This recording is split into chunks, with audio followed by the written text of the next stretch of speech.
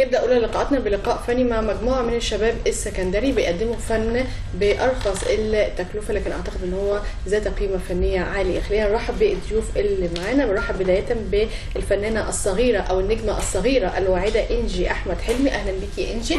بنرحب بعلي مصطفى. أهلا بيكي علي. نرحب بمحمد طارق. أهلا بيكي محمد. وكريم المصري. أهلا بيكي يا كريم. إنجي، لو تعرفي بقى في بداية اللقاء نفسك أكثر للسنة المشاهدين تقولي إيه؟ أطرح عليكم سلامي والسلام بسلام، إنجي من اسكندرية المحروسة والشهرة قناة الأحلام. أوزن معاني الزجل وأعمل لها أنغام، ميزان ما يفرقش حتى ربع ملي جرام، وإن قلت حاجة تكون واضحة وسليمة تمام. مش بس بكتب وهو كلام في كلام، بصراحة ما بعرفش أقول أي حاجة بعتبرها حرام. وادي بنات اسكندرية والفن يا همام. جميل جميل. خلينا نبتدي بكريم المصري. كريم، انت خريج اعلام قسم اذاعه وتلفزيون. كلمنا عن الاعمال الفنيه اللي انت شاركت فيها. تمام. انا عملت 3 مسلسلات رمضانيه، مسلسل فرق توقيت، ومسلسل اهل اسكندريه، ومسلسل الخطيئه، ومشارك في فيلمين في العيد ان شاء الله. فيلم مع المخرج الكبير استاذ داوود قدرات غير عاديه، وفيلم الوسيله بطولتي اخراج داوود عبد السيد، وفيلم الوسيله بطولتي اخراج خالد يوسف.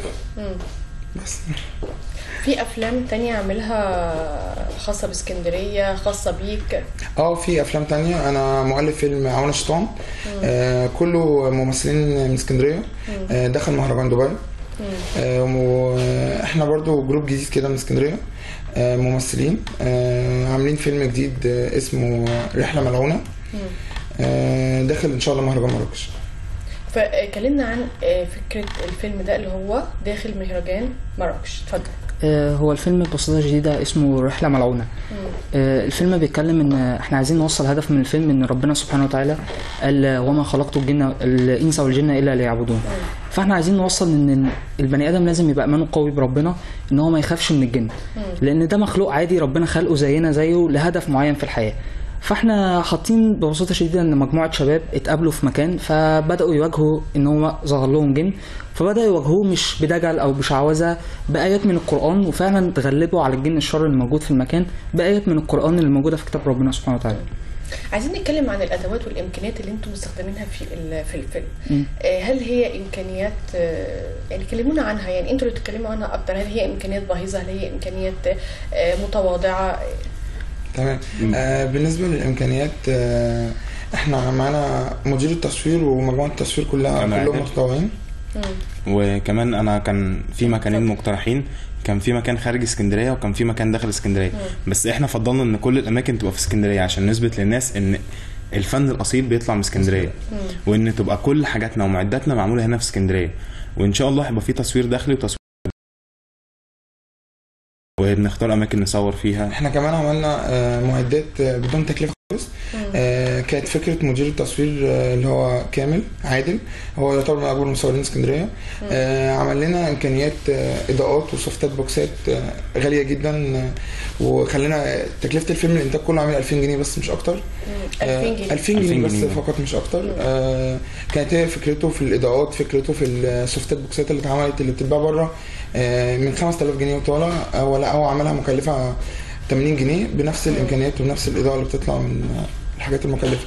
فاحنا بنوصل رساله ان في ممثلين بجد في اسكندريه، مش مهم اخدوا بطوله قبل كده او ما اخدوش، بس هم بجد عايزين يشتغلوا. عايزين نوصل رساله ان ممكن الناس كلها تعمل افلام في اسكندريه، الممثلين ويجتهدوا شويه ويفكروا، وممكن يعملوا افلام بلا امكانيات خالص. يعني 2000 جنيه يعتبر لا امكانيه خالص. بس مش اكتر. كلمنا اكتر عن كواليس الفيلم، يعني داخل الشوارع السكندريه، رد فعل الناس.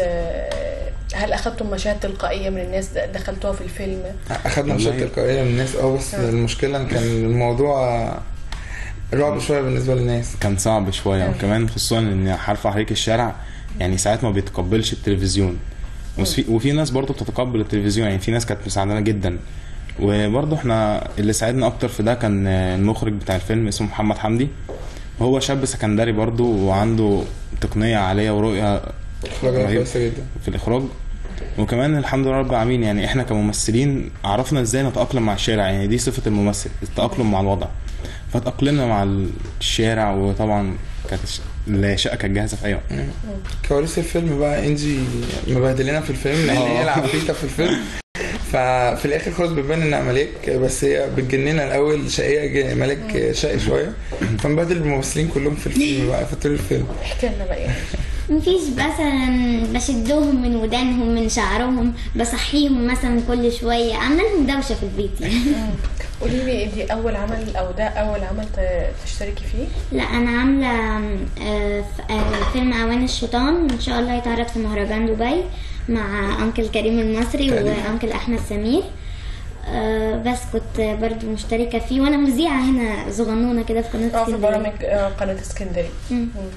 قولي لي انطباعك ايه بقى لما تشاركي لاول مره في اعمال فنيه؟ اكيد تصوير البرامج مختلف تماما عن تصوير فيلم. هو مش بيبقى يعني انا ما كنتش خايفه او يعني مرعوبه من الكاميرا او حاجه، عادي. بس بدات كده يعني اتصاحبت يعني عليهم وكده وقعدنا نهزر مع بعض، فما كنتش خايفه يعني. بياخد وقت اطول تصوير الفيلم. تعبتي ولا انبسطتي؟ لا بس كنت مبسوطه. بس كنت مبسوطه. جميل. عايزين تصوير اخد وقت قد ايه؟ هو احنا لحد دلوقتي لسه بنصور، يعني احنا بقالنا بالظبط 22 يوم بنصور ولسه مكملين تصوير. ان شاء الله قدامنا لحد نص رمضان تقريبا نخلص تصوير باذن الله. انتوا كشباب سكندري ايه المشاكل اللي انتوا بتقابلوها لما بتيجوا تصوروا فيلم؟ والله المشكله يعني اللي احنا بنواجهها ان الانتاج ما فيش انتاج خالص، واحنا كلنا طلبه، يمكن كريم هو المتخرج فكلنا بيبقى الانتاج ذاتي. فبنحاول نعمل بأبسط الامكانيات ان احنا نطلع حاجه مجرد بس ان هي توصل الفكره للناس باقل الامكانيات وتطلع حاجه كويسه. فهو الانتاج هي المشكله اللي بتقابلنا. ايه كمان قابلتنا مشكله من الناس كبيره جدا، انتوا ازاي عاملين فيلم عن الجن؟ انتوا الناس كده هتخاف من نتفرج على الفيلم. بوستر الفيلم نزل امبارح فعمل قلبان شويه على الانترنت وصفحات الفيسبوك، عشان انجي طلعت طبعا بشكل مرعبه شويه فعمل قلبان. فقلنا لهم الفكره الاساسيه ان احنا مطلعين فكره ما حصلتش قبل كده، ان الجن هو اللي طالع بيقول للانسان فوق، انا ما بخوفش، انا مخلوق لهدف في الحياه زيك.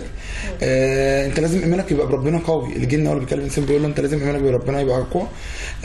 ده دينك اللي الدين بيقول كده، والجن هو اللي بيتلي ايه قرانيه على الانسان، بيقول له الايه الفلانيه هي اللي بتقول ان انا مخلوق زيك. بس هو ده الموضوع اللي عمل بلبله شويه، بس كنا حابين نوصل الرساله دي للناس، لان في ناس في الايام اللي فاتت دي كتير اتجهت للدجل وللشعوذه والخوف يبقى من كده بكتير. في فيلم مشتركين او مشاركين بيه في مهرجان دبي. دبي هم عشان الجروب دوت. لا في جروب تاني مشاركين معايا في مهرجان دبي اسمه اعوان الشيطان، او مؤلف اعوان الشيطان، وانا تأليفي اول تأليفاتي كمان. اول تأليفاتي. لا بس ده مش عفاريت بقى، ده مش عفاريت. مشتركه فيه انت؟ مشتركه فيه معايا. وانا دوري ان بابايا وحش ويعني بيعمل حاجات وحشه وكده، ومامي زمان كانت بتقعد تحكي لي بقى على اب تاني، بتقولي ده كان هيكون باباكي وده كان هيبقى احسن وكده. فاحنا ماشيين كده بالصدفه قابلناه، فبس قلت له كان نفسي حضرتك تكون بابي وكده. فيلم رحله ملعونه ان شاء الله هنشارك فيه في مهرجان مراكش. في مهرجان مراكش ان شاء الله. ان شاء الله. كلمنا عن تخصصاتكم. يعني كريم هو خريج اعلام قسم اذاعه وتلفزيون. بالنسبه لك كليه تجاره. كليه تجاره في سنه كام؟ في ثالثه. في ثالثه. لما تتخرج ان شاء الله ناوي تركز على انه طريق؟ والله هو طريقه تمثيل شويه. طريقه تمثيل ان شاء الله. بالنسبه لك انا برضو ان شاء الله رايح ثالثه تجاره، وان شاء الله لما اتخرج بقى هشتغل برضو في التمثيل، لان برضو كان التمثيل كان موهبه من وانا صغير. جميل. بالنسبه لك ايه؟ انا عايزه اطلع وزيره الاسكان والتعمير. ليه؟ مفيش، عشان ابني من مرتبي انا شقق للناس الغلابه وكده اللي هم ما عندهمش بيوت يعيشوا فيها. اشمعنى الموضوع ده يعني معلم معاكي قوي؟ او هو من وانا صغيره لما كان بيحصل حاجات زمان وكده بشوف يعني مثلا لما الاقي يعني ناس مصريين زينا يعني بيشحتوا او كده، انا كنت بيأثر في نفسي المنظر ده، فقلت لا انا عايزه ابقى وزيره الاسكان والتعمير، اعمل لهم شقق او كده خليهم يعيشوا في مكان. جميل. انتوا كمجموعه شباب، عايزه اتكلم عن روح العمل، يعني هل بينكم انسجام كافي فكري ان انتوا تكملوا مع بعض وتعملوا افلام في المستقبل ولا؟ هو مبدئيا احنا من الاول خالص احنا صحاب. دخلنا فرق كتير في اسكندريه، بس اختلفنا في يعني في النظام بتاع الفرق. ما حبيناش نظام الفرق، مع ان في مخرجين كبار يعني شغلهم كويس جدا، بس احنا النظام ما كانش عاجبنا.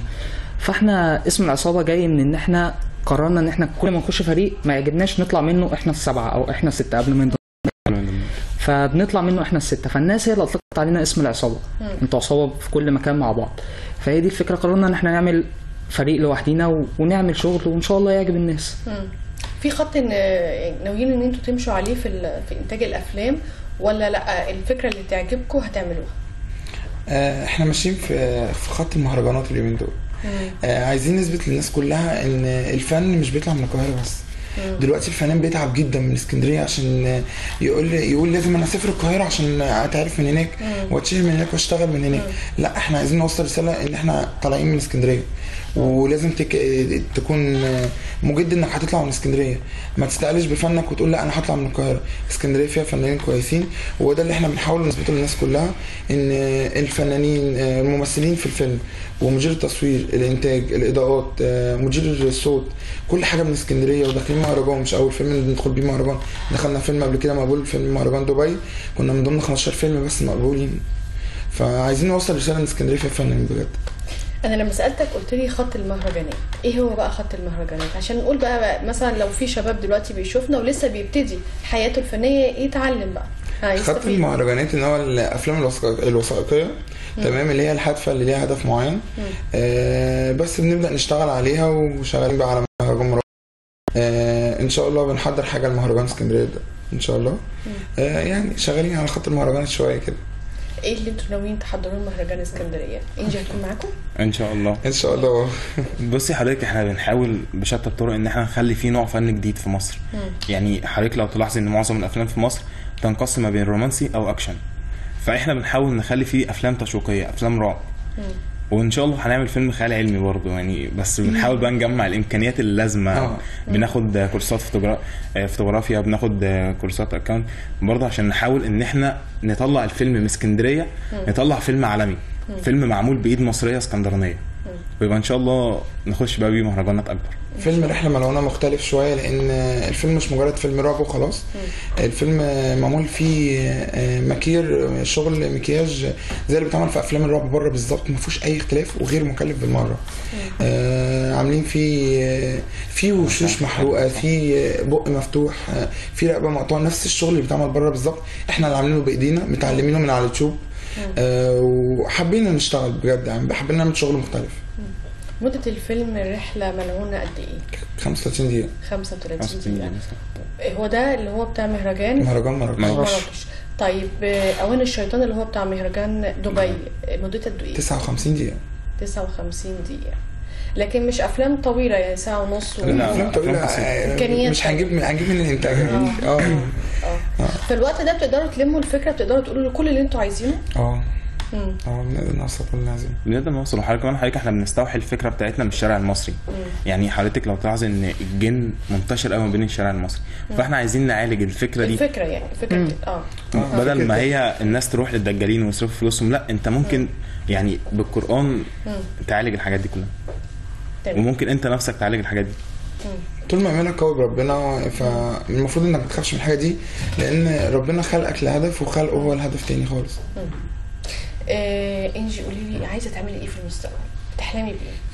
ايه الفكره اللي انت عايزه تعمليها؟ هو انا كنت عايزه غير وظيفه الاسكان دلوقتي. يعني جات لي فكره برنامج جديد عرضتها على انكل طارق المهدي، ومستنيه بس ان هو يمضي عليه عشان ان شاء الله البرنامج ده يتحقق. يعني برنامج جديد كده. بس إيه مفاجأة بقى، مش هقول لحد. خليه مفاجأة. طب بالنسبه لك يا علي، في ايه؟ ايه الفكره اللي انت حابب ان انت تعملها في المستقبل؟ والله بتكون وانا في خيالك كده وتتمنى ان يجي الوقت وتيجي الامكانيات ان انت تعملها. والله والواحد بيفكر دلوقتي بالفريق ان احنا نوصل بيه، ان احنا نوصل فكرنا للناس كلها باقل الامكانيات وبامكانياتنا احنا البسيطه، فان شاء الله نحقق دوت وبعدين نفكر في المستقبل. محمد، هو ان شاء الله يعني بعد ما اخلص الكليه بتاعتي ناوي بقى اتجه للعمل الفني، يعني ان شاء الله كنت بدور ان انا اعمل افلام في هوليوود. افلام في هوليوود، يعني في محركين مصريين كانوا بيمثلوا في هوليوود، فانا كنت بفكر من وانا صغير حتى ان انا اشارك في الافلام الاجنبي. يعني انت ناوي تتجه للامريكا الأفلام جميل، بالتوفيق. ها هدفي مش مجرد القب بالفنان او القب بالمشهور، لا انا هدفي في هدف قدامي، يعني حتى لو 40 سنه قدام هعمله ان شاء الله. الاوسكار، يعني على الاوسكار شويه، انا مغريه شويه، انا على الاوسكار. وبعدين هدفي ان انا تعبت قوي في اسكندريه قبل ما طلعت، يعني قعدت 7 سنين تعبت جدا قبل ما طلعت عملت حاجه بره. فبحاول اساعد الناس هنا في اسكندريه والفنانين زملائي كلهم هنا في اسكندريه. بحاول في كل فيلم اجيب جروب جديد ان انا اشتغل بيه، اطلع ناس من في اسكندريه ابينهم، يبانوا لشركات انتاج بره، يبانوا الشغل، يبداوا يشتغلوا. عايز اطلع ناس من اسكندريه لاني انا تعبت كتير قوي قبل ما طلعت من هنا. انا بتمنى لكم نجاح والتوفيق، وسعيده جدا بلقائكم. ومن خلال اللقاء واضح ان انتم ناويين تاخدوا خط مختلف عن اللي موجود في السينما حاليا. اتمنى ان انتم تقدموا سينما راقيه مصريه باذن الله. باذن الله. شكرا جدا. شكرا.